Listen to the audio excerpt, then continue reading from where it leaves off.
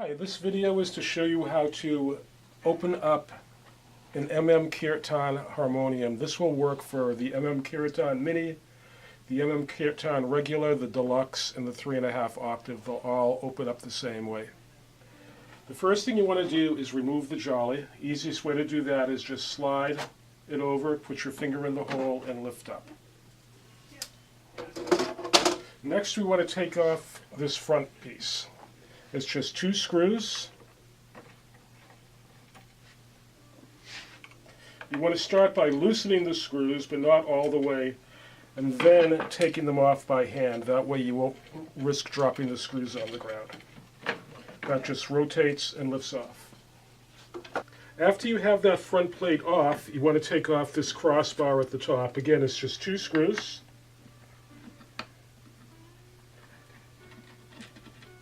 I'm using a small to medium-sized screwdriver here.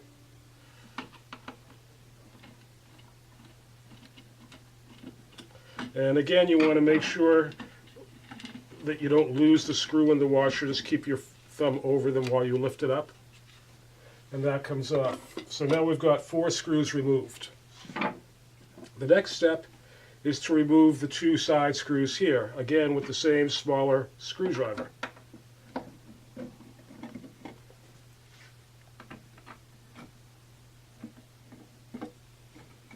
And again, just do a little hand loosening. Then your fingers go under here and you just lift straight up. And the same on this side. Now the last 4 screws, I'll use a larger screwdriver for that one with a little bit more torque. You have a screw here, here, here, and here. I like to start with the back.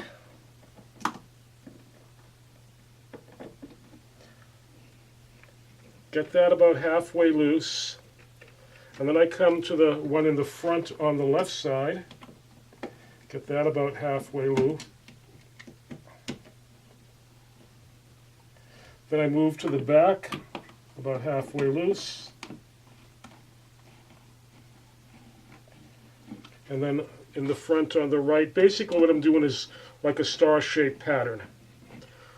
Loosen, loosen, loosen, and loosen. That helps to keep the pressure more evenly distributed. It'll also come in handy when we tighten these. So then again, just the same thing again. Now I can take them all the way out.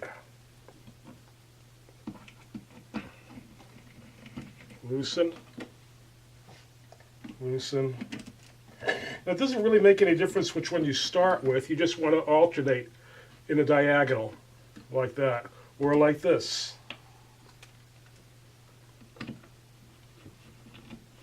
Then just lift the, put your fingers here and just lift the body of it straight up, like that. And now it's opened. If you want, you can remove these 2 screws. I usually do, and I like to put them back here. It's a safe place. There are no holes or places for it to fall into the harmonium. So the reason why we're opening this is so that you can get inside, and there can be things like buzzing reeds, pressure issues, things like that, that would require opening the harmonium.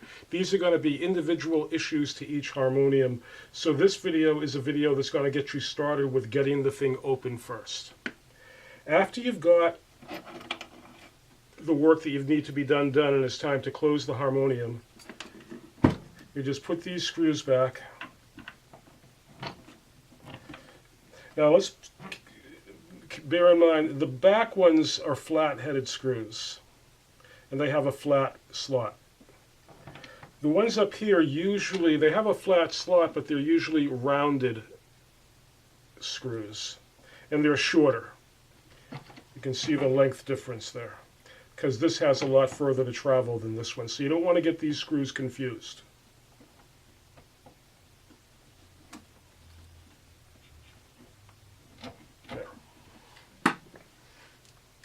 So again, I'm going to use that alternating screw concept of going from here to there to there to there.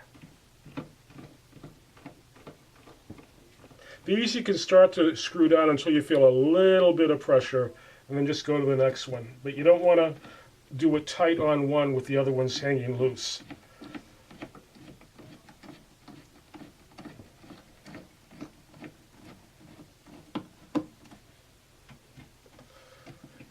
And once they're all just slightly starting to catch, you can come back and start to tighten them.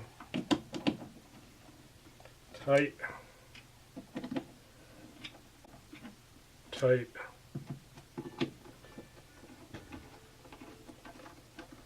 tight, and tight. This is a good time, once you have it all tightened like this, to just open up the stops and run it through, make sure everything is sounding all right.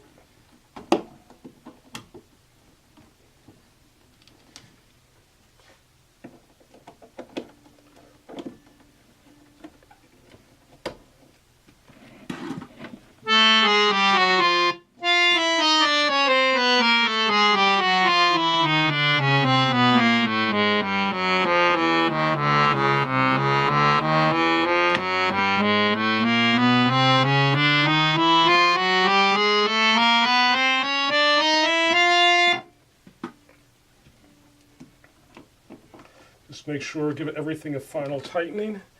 It's very important that these screws are tight, because that's what's going to help maintain the integrity of the air pressure inside of the box of the harmonium itself.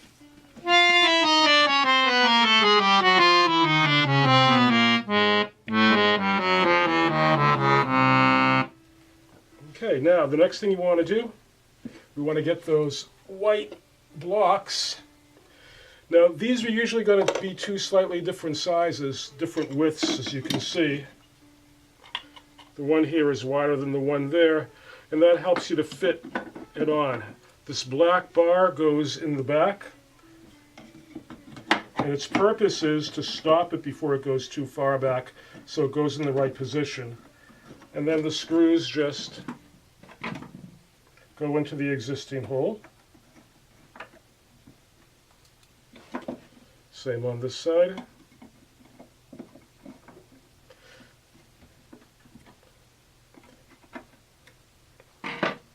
Next, you want to get that crossbar, and that's going to fit into the holes here. This will also serve to maintain the position of these without them moving back and forth so much. Basically helps to spread them open. There.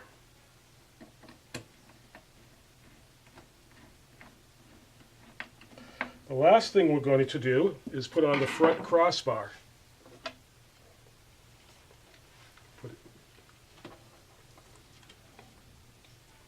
So this front crossbar, they'll usually have two small nails here and here, there and there, and an accompanying hole here and here. So what I like to do is I like to remove the screws from this first. I put this in an angle, and I line up that hole to the nail on either side, and then I just kind of rotate it forward. Now, holding it with one hand, I'll put this first screw in, finger tighten it, go to the next one, finger tighten it, and then finish it off with the screwdriver.